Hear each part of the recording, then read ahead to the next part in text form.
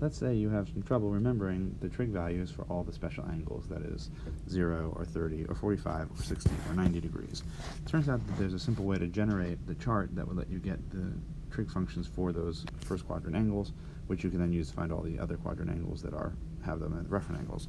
The way we started is we're going to figure out angles for 0 degrees, 30 degrees, 45 degrees, 60 degrees, and 90 degrees, and we're going to figure out the sign, at least at first. So if this is sine of theta, where this is theta. And what we begin with is we start writing a divide by 2 everywhere, which is weird, but we'll come back and fill that in. And on the top, we start from 0 and go over. So 0, 1, 2, 3, 4. And finally, we take the square root of the numerator. So root, root, root, root, and root.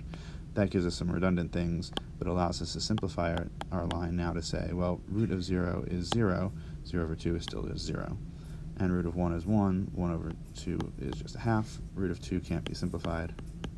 Root of 3 can't be simplified. Root of 4 is 2 over 2, which is just 1.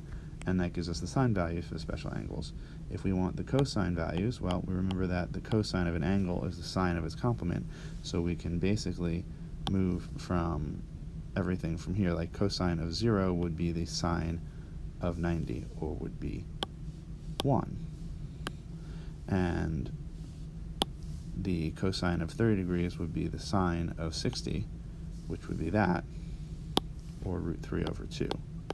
And we can see what we're really doing is just reversing the chart. So we end up with this as our cosines. And then our very final thing that we might get is our tangents. And we get tangent by saying tangent of an angle is the sine of the angle over the cosine of the angle. So tangent of 0 is 0 over 1, or 0.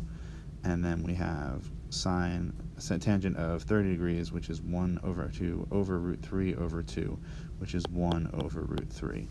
And then we see that for 45, they're equal, so their ratio is 1. And for 60, we have root 3 over 2 over 1 over 2, and we get just root 3.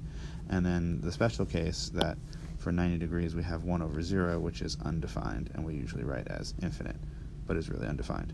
And so we can generate those relatively quickly and get all the other special angles from there.